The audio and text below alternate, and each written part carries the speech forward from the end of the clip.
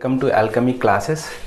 Before we start and discuss about English or English का session, let me thank Ganesh sir for giving me an opportunity to come online and teach you or probably guide you something about English या verbal का section. Okay, so before wasting time, let's start. अपना since English का पहला session है, so we will talk something introduction basis पे हमारा की concept क्या होना चाहिए, हमारी स्ट्रैटेजी क्या होनी चाहिए डिफरेंट एग्जाम के हिसाब से, एंड देन ऑल्सो कौन कौन से टॉपिक्स कवर करने चाहिए. So let's start from the very basic. ठीक है, अगर हम लोग there are different kind of exam. First of all तो आप अपने आप को सेग्रीगेट कर लीजिए कि आप कौन से एग्जाम के लिए प्रिपेयर कर रहे हैं.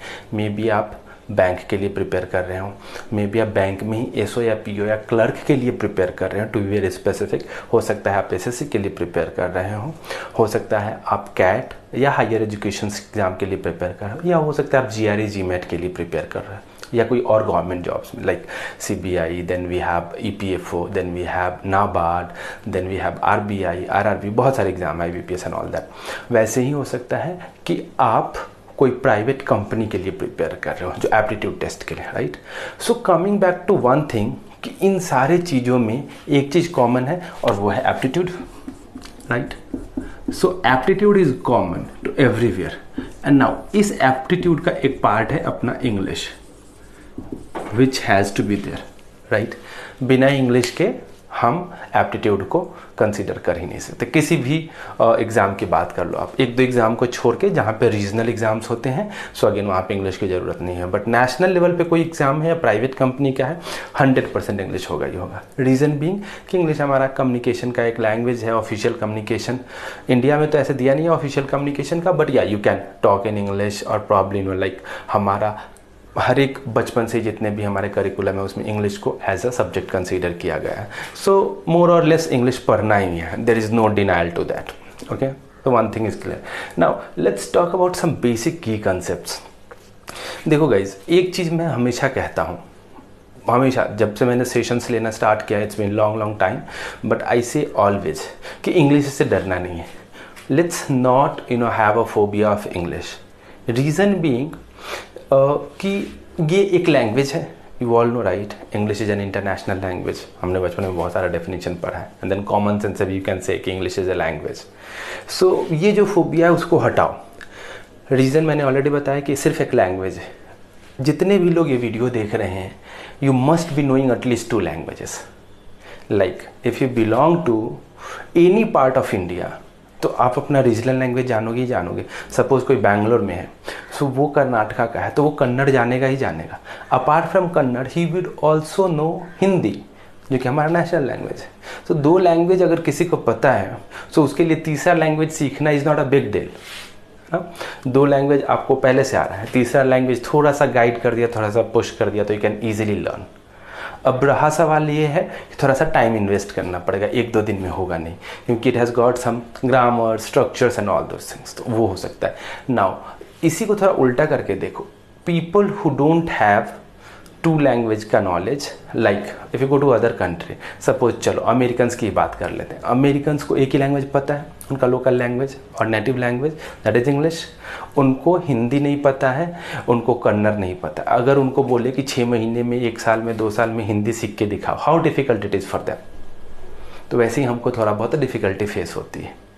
उन लोगों से तो होगा ही नहीं दूसरा लैंग्वेज सीखना, हम लोगों से हो सकता है, क्योंकि it's in our blood, our mind is quite adaptive in order to learn new languages. क्योंकि 2 लैंग्वेज हमने पहले से ही देख रखे हैं, सीख रखे हैं, बोल रखे हैं, लिख रखे हैं, है ना. तो तीसरा लैंग्वेज भी हम सीख जाएंगे. थोड़ा सा पुश, थोड़ा सा धीरे धीरे करके जाएंगे हम, and then we will get into details कि कैसे क्या करना है. नाउ आज का इंट्रोडक्शन का सेशन है, so I will not get into grammars. थोड़ा बेसिक की कंसेप्ट के बारे में बात करते हैं. सबसे पहला जो हमारा की कंसेप्ट है ना, तो वो है कि आपको इंग्लिश के लिए there is only one way, कि will have to do practice. Reason being कि इंग्लिश एक अकेला ऐसा सब्जेक्ट है. सपोज थोड़ी देर के लिए इंग्लिश को साइड में रखते हैं, क्वांट्स और रीजनिंग के बारे में बात करते हैं.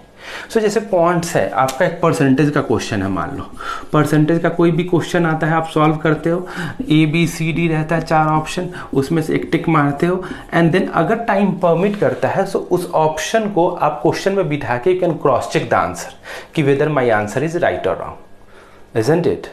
आप क्रॉस चेक कर। मैक्सिमम मैथमेटिक्स के क्वेश्चन और क्वांट्स के question you can do this way. Reasoning में भी वैसे ही होता है। अगर सिटिंग अरेंजमेंट का क्वेश्चन है, चारों तरफ एक एक बंदे को बिठा दिया एंड देन अगर आपका सही से बन गया है फॉर्मेशन, तो इसका मतलब आपने सॉल्व कर लिया, ठीक है। लेकिन हाँ, क्वांट्स में भी ऐसे ही कर सकते हो, लेकिन इंग्लिश में कोई तरीका नहीं है ना। सपोज ग्रामर का एक क्वेश्चन है, एरर डिटेक्शन का क्वेश्चन है, ABCDE में से कोई एक ऑप्शन निकाल के आपको बाहर रखना है जो गलत है, तो आप रख देते हो आपके नॉलेज से, आपके ग्रामर के रूल के हिसाब से, जो अभी आपने ट्रेनिंग ली है, जैसे सीखा है, बुक्स पढ़ के, जो भी आपका नॉलेज है उसके हिसाब से, और कभी कभी तुक्का लगा के, है ना, रख देते हो बाहर, ठीक है। अब बाहर रख देते हो कि यही मेरा करेक्ट आंसर है, लेकिन is there any way to cross check the answer? No, we can not cross check the answers, right. So अब हम क्रॉस चेक कर ही नहीं सकते इंग्लिश में आंसर, तो थोड़ा सा ये एक प्रॉब्लमैटिक है, ये एक पॉइंट इंग्लिश को लेके। सो इंग्लिश में कैसा है कि आप क्रॉस चेक कर ही नहीं सकते, इरिस्पेक्टिव ऑफ द टॉपिक, कोई भी टॉपिक होने दो। इवन आरसी में भी आप क्रॉस चेक नहीं कर सकते, है ना, कि मेरा यही करेक्ट है। हो सकता है 4 ऑप्शन दिए हुए और एक मोस्ट अप्रोप्रिएट आंसर हो, लेकिन बाकी के 3 भी गलत नहीं है, वो भी हो सकते हैं, लेकिन सबसे ज़्यादा करेक्ट वाला आंसर वो आप चूज करते हो। समझ रहे हो इस बात को? तो इंग्लिश में there is no way of cross checking your answers या योर ऑप्शंस, तो थोड़ा सा we have to be very careful. Now let's talk about some strategy, और थोड़ा अभी भी हम लोग उसमें, मैंने जैसे बोला ग्रामर में हम लोग जा ही नहीं रहे हैं। सो ऊपर के कंसेप्ट्स के बारे में बात करते हैं और उसके बाद हम लोग स्ट्रैटेजी में चलेंगे। सो concepts, when I say basic grammar we have to take care of, and then basic grammar के लिए you need 3 things. Number 1, parts of speech, number 2, article, and number 3 is tenses. ये 3 चीजें आपको सीखना ही पड़ेगा। There is no denial to it कि आप बिना इसको किए हुए कर सकते हो। This is basic structure. I mean किसी भी काम को करने के लिए, like in order to record this video, सबसे पहले मेरे को कैमरा सेटअप करना पड़ेगा, है ना, लाइट्स लगानी पड़ेंगी, माइक लगाना पड़ेगा। सो ये काम करके ही मैं वीडियो रिकॉर्डिंग स्टार्ट कर सकता हूँ। वैसे ही जब तक आप ये बेसिक चीज़ें नहीं करोगे, इंग्लिश भूल जाओ, होगा ही नहीं। नाउ अब ये 3 चीज़ें किया, इसका मतलब ये नहीं कि पूरा इंग्लिश हो गया। This is basic building blocks. इसके ऊपर हम लोग को और भी थोड़ी मेहनत करनी पड़ेगी, लेकिन मेरा ये कहना है कि अगर ये कर लेते हो तो आराम से 15 to 20% का काम आपने कर लिया है। जैसे if you talk about clerk and PO, so ये 20% से भी कभी कभी ज़्यादा, 25% तक आई वुड से।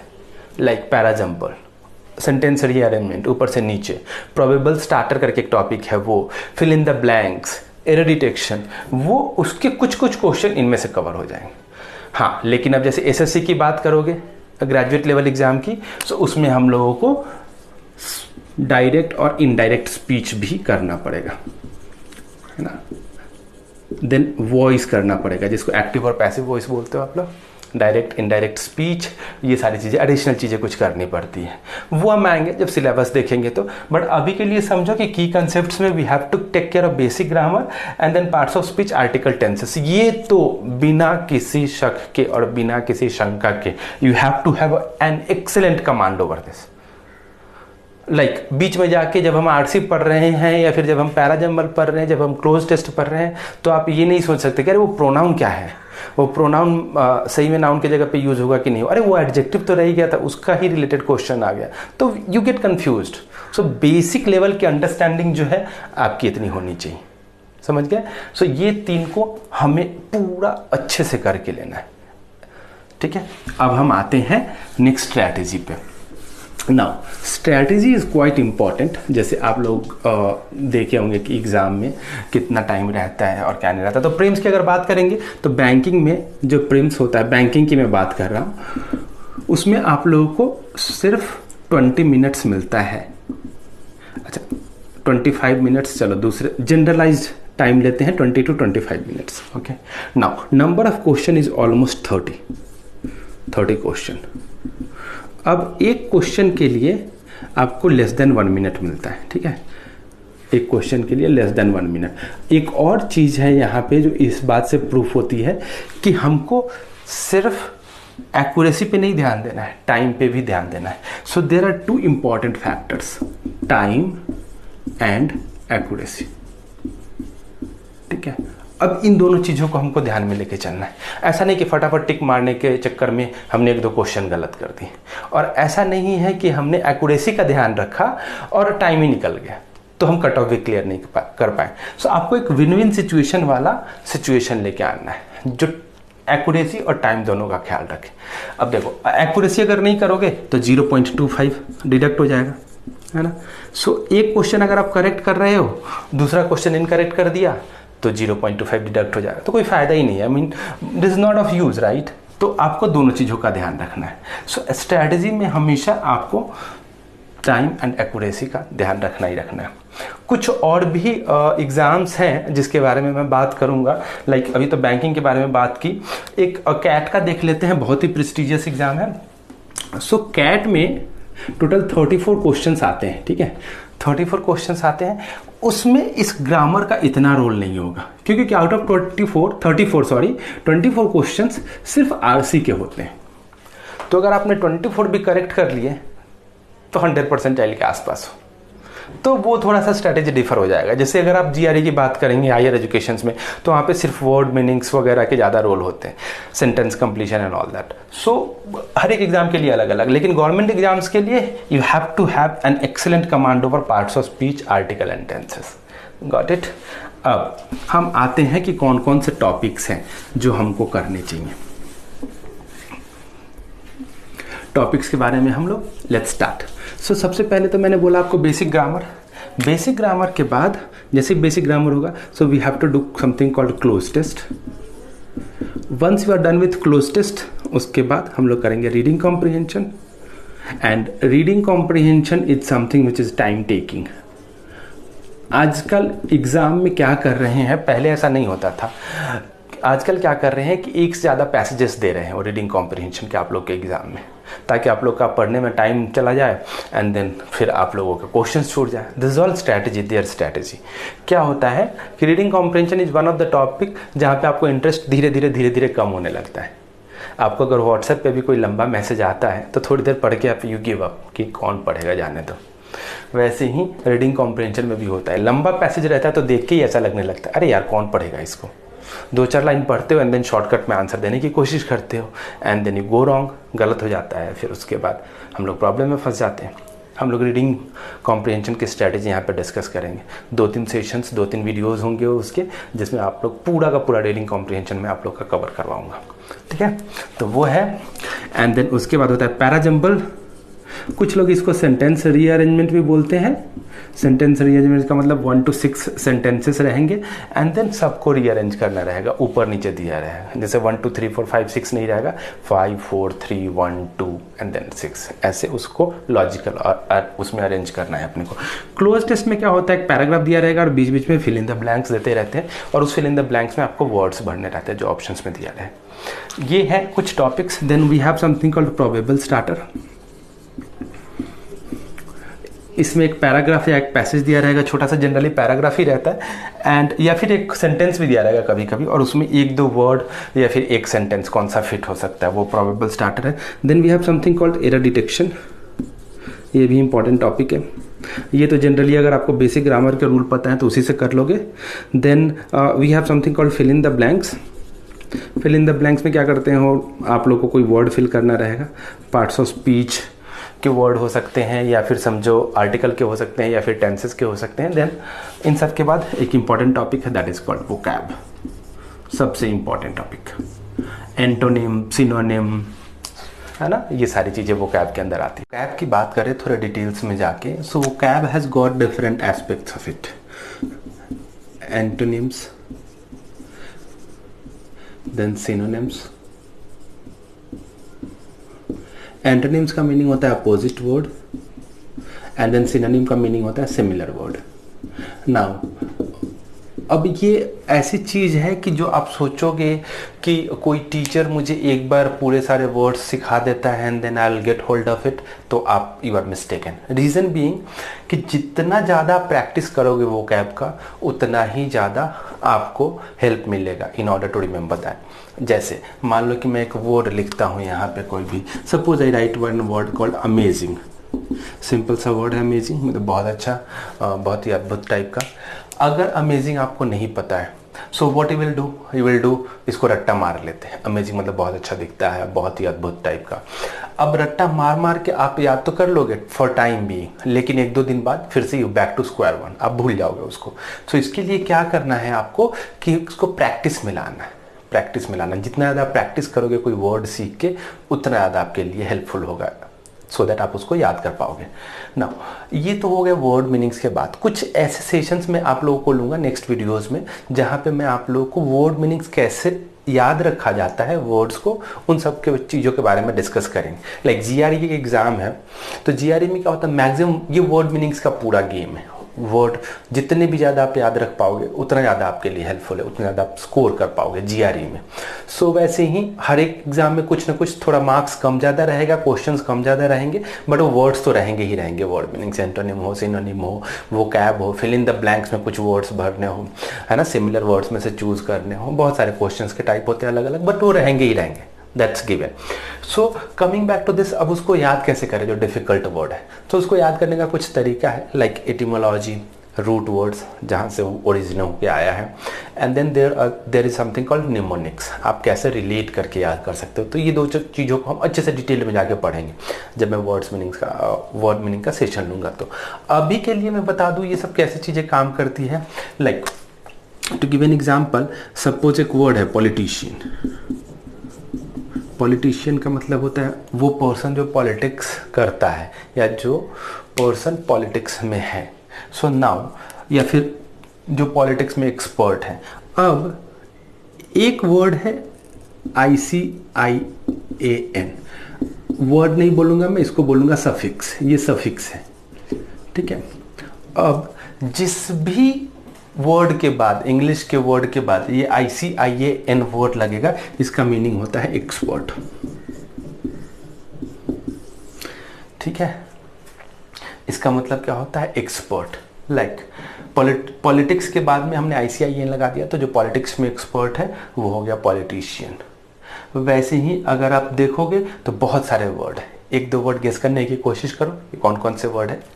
पॉज कर दो वीडियो को एंड 10 सेकेंड के बाद आप बताओ मुझे 1-2 वर्ड एटलीस्ट।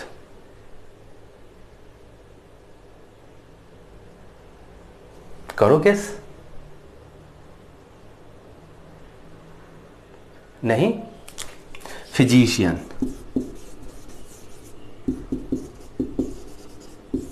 इसमें भी देखो ICIAN लगा हुआ है, ठीक है। ICIAN लगा हुआ है, इसका मतलब जो उसमें अपने फील्ड में एक्सपर्ट हो, है ना। वैसे बहुत सारे वर्ड्स हैं जिसके लास्ट में ICIAN लगा हुआ, इसका मतलब वो अपने फील्ड में, उस फील्ड में जो वर्ड पहले का, जैसे पॉलिटिशियन तो पॉलिटिक्स में एक्सपर्ट।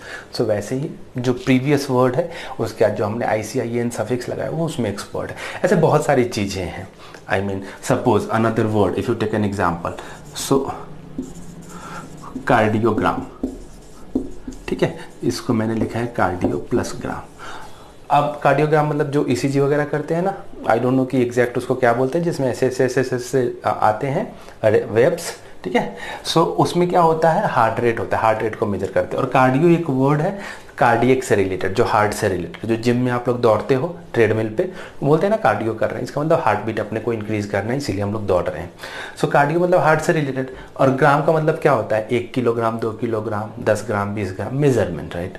सो हार्ट से रिलेटेड जो मेजरमेंट हो उसको कार्डियोग्राम बोलते हैं।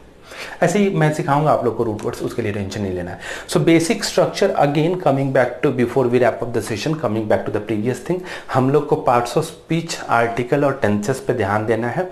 अगेन ये तो हमको कॉमन ही है, सारे एग्जाम के लिए कॉमन है, कोई भी एग्जाम की बात करो ये तीनों तो है ही है। उसके बाद आप जिस एग्जाम के लिए प्रिपेयर कर रहे हो, आप अपना एग्ज़ाम का नाम कमेंट्स में डालो, मैं एग्जैक्ट सिलेबस आपको पिंग करूंगा कि कौन कौन सा करना है, कौन कौन सा नहीं करना है। क्योंकि अब जो चीज़ें हमको ज़रूरत ही नहीं है उन चीज़ों के पीछे हम पढ़े, this is all waste. Like अगर आप कैट की प्रिपरेशन कर रहे हो, मान लो आप कैट की प्रिपरेशन कर रहे हो और मैं आपको समथिंग लाइक कि कुछ ऐसी चीज़ें पढ़ाऊँ जो कैट में आता ही नहीं है ना, जैसे ग्रामर का बिल्कुल पोर्शन, डायरेक्ट और इनडायरेक्ट स्पीच पढ़ाने लगूँ, तो ये वेस्ट है, राइट। आपका भी टाइम वेस्ट, एंड देन मतलब कि इंपॉर्टेंट टाइम वेस्ट। आप कोई कॉम्पिटेटिव एग्जाम की तैयारी कर रहे हो तो इंपॉर्टेंट टाइम है ना। तो टाइम इज समथिंग कि ये सब लोगों के लिए इक्वली इंपॉर्टेंट है। तो आप अपना सिलेबस हमको कमेंट सेक्शन में कमेंट करके बताइए, उसके अगेंस्ट में we will put our thing. Syllabus आप कमेंट करके बताइए, एग्जाम का नाम बता दीजिए, हम लोग सिलेबस बता देंगे, एंड देन उसी के हिसाब से we will start our preparation. So that is something that we know कि हमको क्या करना है। टाइम मत वेस्ट करो, this is the only thing that I would say, है ना। क्या करना है उसी हिसाब से स्ट्रैटेजी बनाओ, and then according to that you start preparing. So as I said, अभी के लिए हम इंट्रोडक्शन टू इंग्लिश में इतना ही सीखे हैं। Parts of speech, article, tenses को अच्छे से कर लेते हैं, बेसिक चीज़ें जो मैंने बताई। उसके बाद वाले सेशन में we will start from the very first topic of parts of speech, that is now. Alright guys, if you like the video, subscribe कीजिए या लाइक कीजिए एल्केमी क्लासेस के वीडियोज़ को, and then see you in the next session. Thank you so much.